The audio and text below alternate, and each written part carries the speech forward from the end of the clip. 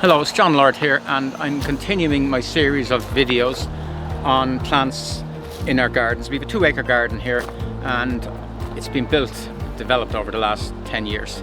And we did, over the years, we made a lot of chopping and changing, and I've did a lot of work on grasses.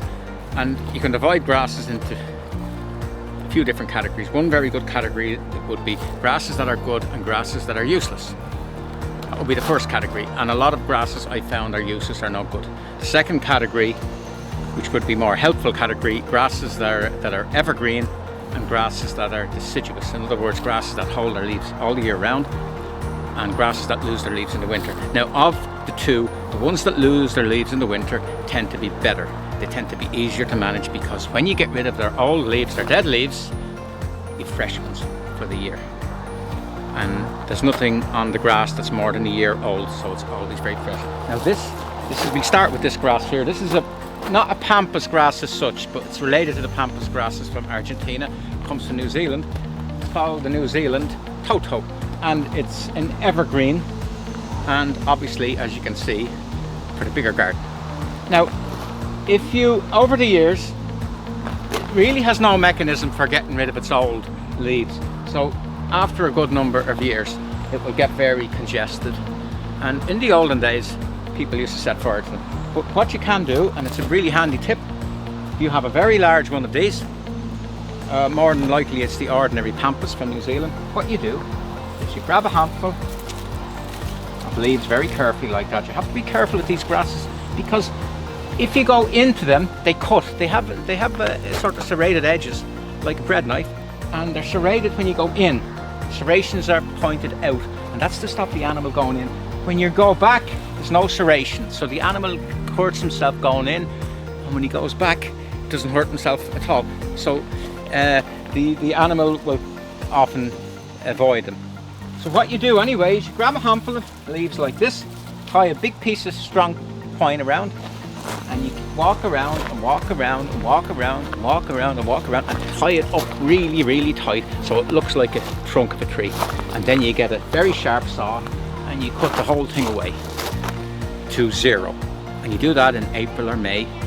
And we've done it in the morning at 9 o'clock, and by the evening we've noticed about a millimetre of growth.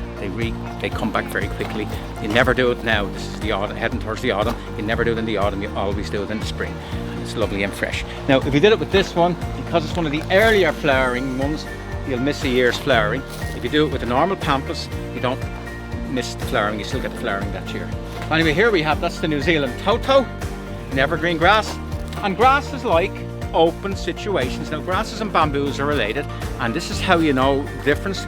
The grasses are for open, sunny situations, and bamboos will go in more closed situations with no wind, because bamboos grow in forests where these grow in the open. So grasses are always better in open situations. That's the New Zealand Toto. Here we have the giant oat grass. Now that's flowers much, much earlier. It's a bit enclosed here. It likes to be a bit more open. And once again, it's an evergreen grass.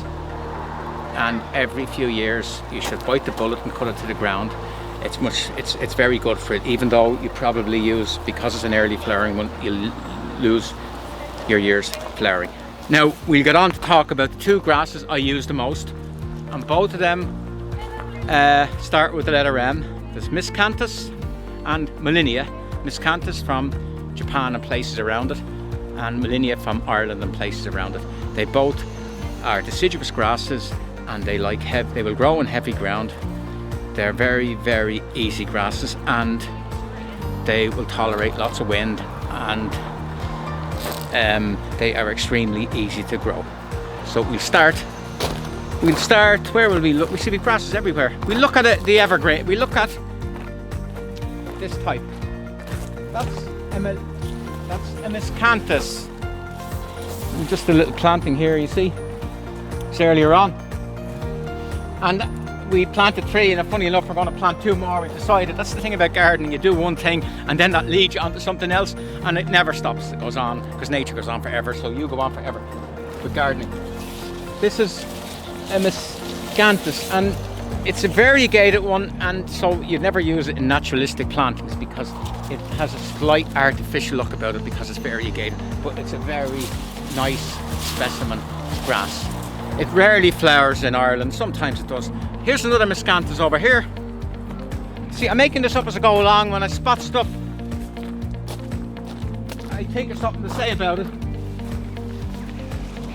That's called Ferner Osten, and it's just coming out. You can see how gorgeous and delicate they are. The new flower heads are. Now they fade to a nice brown, and they look good right up until February. That's Miscanthus, and we go out to the prairie garden now and we look at more grasses. And here we have another Miscanthus grass. Now this is like elephant grass, and I'll just go up beside it. Now I'm not a particularly tall lad, but even for a tall person. Now this started from scratch in May, and that's done that since May. Now it will grow, it will grow in a hurricane, it will not fall over once it's in an open situation. If it's crowded, it will lean out and it will become floppy. But if it gets plenty of light and plenty of air, plenty of sun, it's always nice and tight. That's Miscanthus giganteus. And in Ireland, it doesn't flower, but it doesn't even need to flower because it gives that great tropical look.